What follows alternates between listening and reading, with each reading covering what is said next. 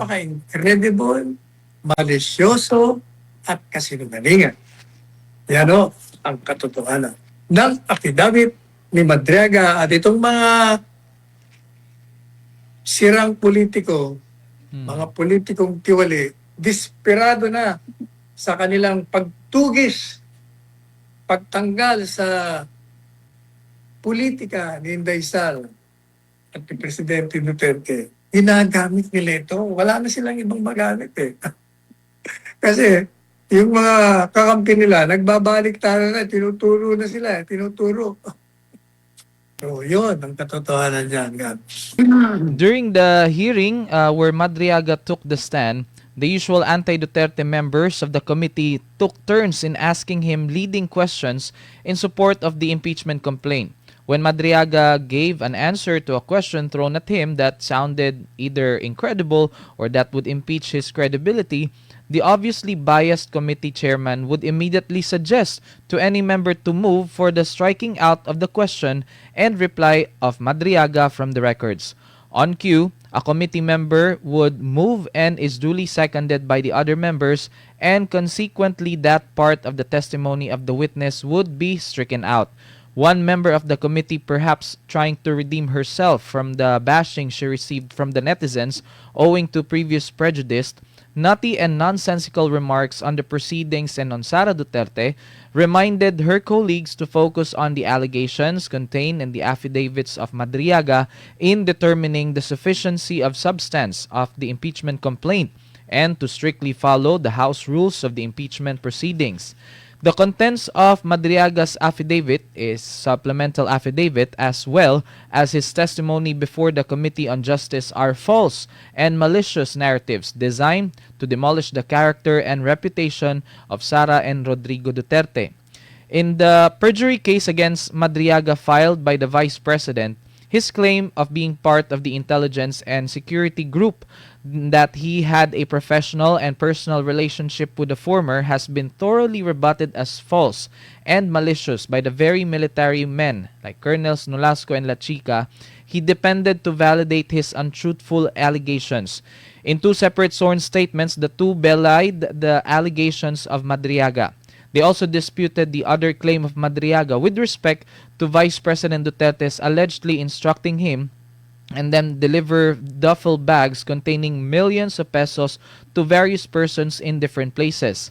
Madriaga's statement that he was instructed by the Vice President to organize ISIP, a support campaign group for the 2022 elections, was also disputed by lawyer Ryan Kilala, who claimed in a sworn statement that it was he who suggested to Madriaga to inform ISIP because he was an admirer and supporter of Sara Duterte. Madriaga's allegation that he saw Kilala's wife driving a car was proved false by testimonial and documentary evidence. It turned out that the driver he referred to not only does not have a driver's license, but has never driven a vehicle all her life. The lying witness also asserts that he gifted Vice President Sara Duterte with a painting, but the artist who created the painting contradicted him, stating it was she who gave the painting to Sara. There are other incredible and malicious imputations made by Madriaga. The allegation of a term-sharing agreement between President Ferdinand Marcos Jr. and Vice President Duterte brokered by the latter father. The canard that the former president gave Madriaga 25 million pesos to buy branded motorcycles, that he was used by the elder Duterte as a dummy in several bank accounts where he withdrew several millions of pesos for deliveries to certain persons and places upon the instruction of the ex-president. Not only are these allegations illogical and incredible by themselves and strain the imagination, they are also unverifiable. The lying witness also asserts that he gifted Vice President Sara Duterte with the painting, but the artist who created At ang pinaka-last pala na paragraph, Attorney Sal. In short, the sworn narratives of Madriaga are deliberate concoctions engineered by the political enemies of the Dutertes to obliterate them from the political landscape. Yan po. Yun po sinasabi natin sa ating column today. Ano bang ginawa nila dun dyan? Anong ginagawa nila ngayon? At sinasabi nila, preliminary investigation lang to. Kung nanonood po kayo, marami sa kanila ang nagtanong kung ano-anong mga tanong. Nag-aabu-abugaduhan eh. May tanong dito, tanong doon. Ang iba naman, uulitin lamang. Sabi lang, totoo ba sinabi mo ito sa affidavit mo? Di siyempre, sabi niya, totoo. Totoo ba sinabi mo ito? Di siyempre, totoo. Puro ganun lang. Yung iba naman, pag nakakakita sila na nagmamagaling nga eh, huhulihin nila.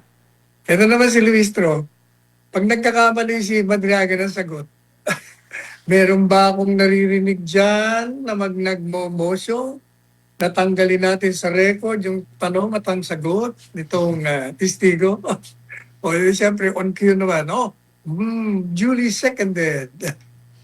So moved and duly seconded. Ibig ko sabihin, yung mga tanong na ang sagot ay makakasama kay Madriaga, pag napansin ni Luis Trion, mura niya agad sa record. Hindi, kailangan. Kasi yun, magagamit yun laban kay Madriaga. Tinatanggal mo nila yun. Pangalawa, yun ang mga sinasabi ko kanina na nagpapadala sila ng mga subpina. Hindi yung ginagawa yun.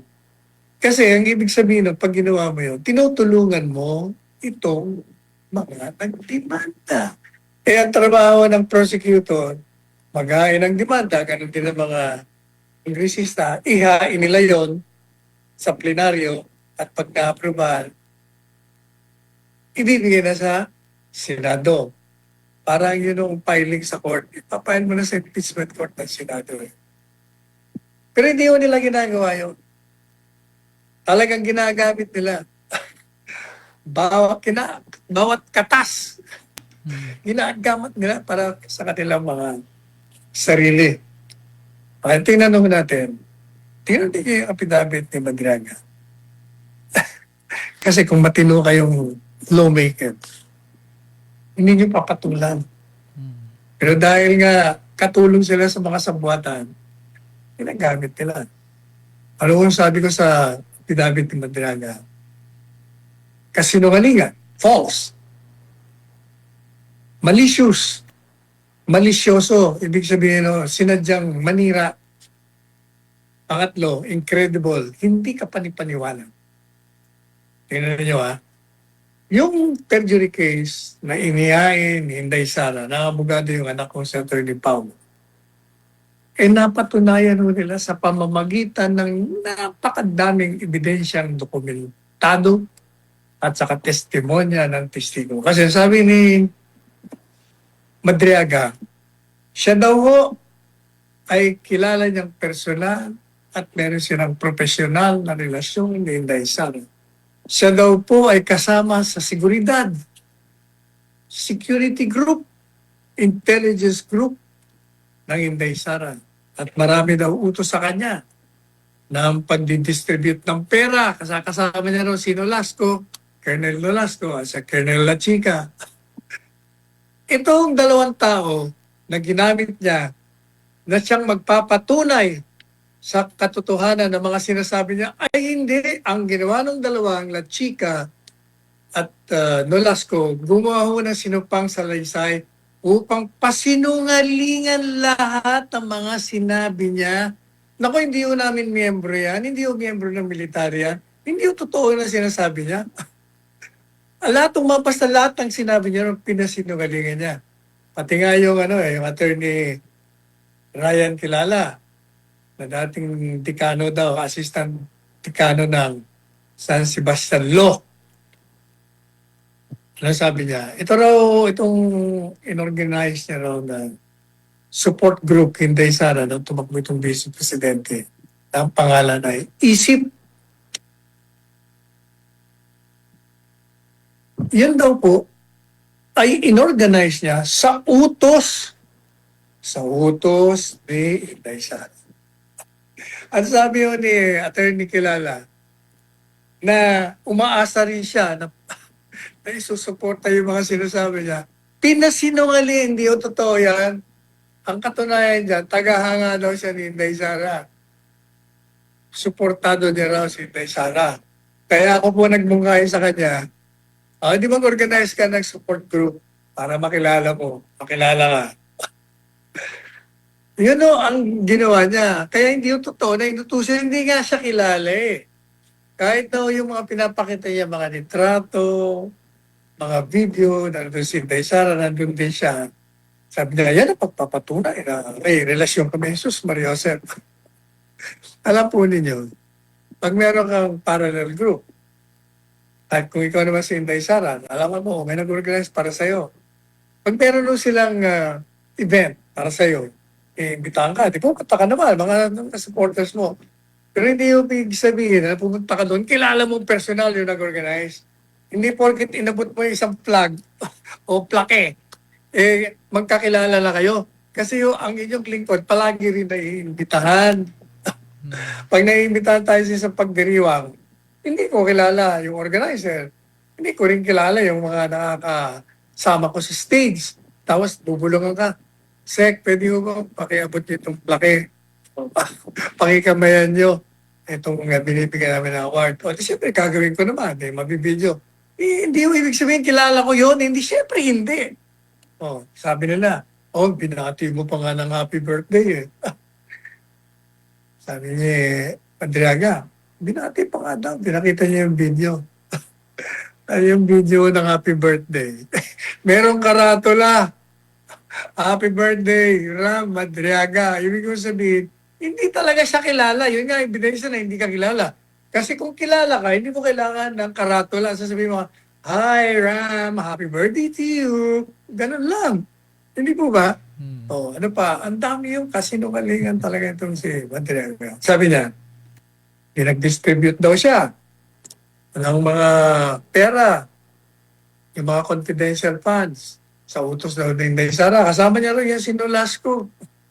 Kasama daw niya sa pag-distribute. Pati sila Chika. Meron daw silang dalang mga sasakyan. Sabi naman itong dalawa, hindi nga kami authorized na gumamit ng sasakyan. Anong pinagsasabi nito? Sabi niya pa, alam niyo yan sila Chika. Yan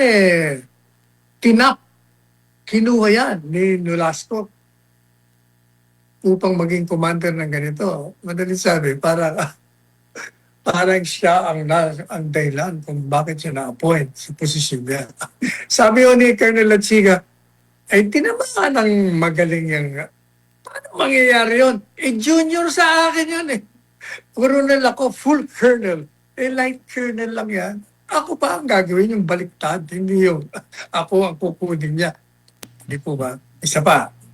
Ang dami yung kasinungalingan. Sabi niya, isa sa mga pagdidistribute niya, meron daw yung, basta may kotse siyang pinaglagyan yata ng pera. Yung kotse daw na yon, minsan nakita niya. Nagdadrive daw yung asawa ni Attorney Kilala para patunayan na talagang may Totoo. Yung pala, yung asawa ni Attorney Kilala, sa pamamagitan ng certification sa LTO at sa testimonya pa ng iba, hindi yung marunong mag-drive at walang lisensya sa buong buhay niya. Kita niyo yung mga kasinungalingan na yan. Meron pa. May pinalabas yung video, may Zoom meeting daw sila. Sa likod ni Inday Sara, meron daw painting. Sa likod niya, yan painting na yan. Sabi niya, ako ang nagregalo sa kanya nung ginawa yan ng isang scholar ko. Nabalidaan niya ata nang gumawa ng painting. Sabi niya, ako ang nagregalo niyan, hindi ikaw. Di yun na naman. Madalit sabi, lahat ng mga kasinungalingan niya, pinatutuwa-tuwanan. Kaya naman, sabi ko nga, sa isang interview ko, sabi ko, alam niyo ba na isa lang ang totoo doon? Sa kanyang mga affidavit. Sabi ng mga nagtatanong, ano po yun, Attorney Sal? Hindi niya napansin. Totoo doon. Ano, yung pangalan niya? Hindi, pati pangalan niya. Doon pa ako pangalan niya yun. Hindi yun. Ano ang totoo? Ang totoo ay ang kasinungalingan niya. Yun ang mga totoo. Yung mga pagsisinungal niya, totoo talagang mga kasinungalingan yun. Oh, meron pa. Bakit ko sinabing incredible? Affidavit niya. Biro nyo, si Presidente Duterte biglang naging bilyonaryo. May 25 million pesos na binibigay. Pambili daw ng motorcycle. Tapos ginamit daw siyang dami. Marami daw pera sa account. Sus Mariosa. Alam po ninyo, yung mga estilo nito.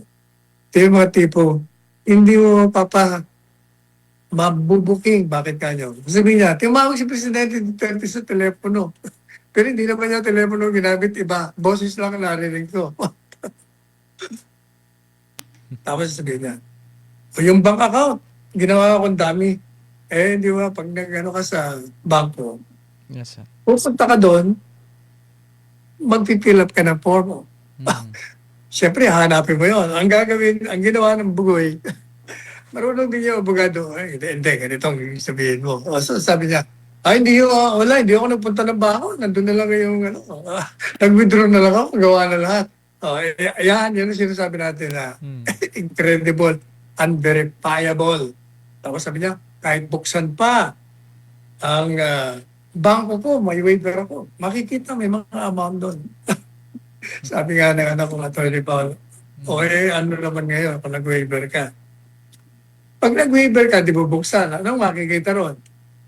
Makikita ron yung account sa pangalan mo. Kasi sabi mo nga, sa pangalan mo. Makikita ron, kung may pera ka man doon, makikita yung pera.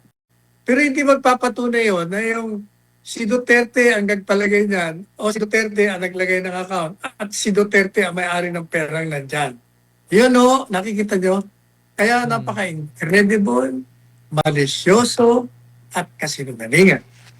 Yan o, ang katotohanan ng affidavit ni Madriaga at itong mga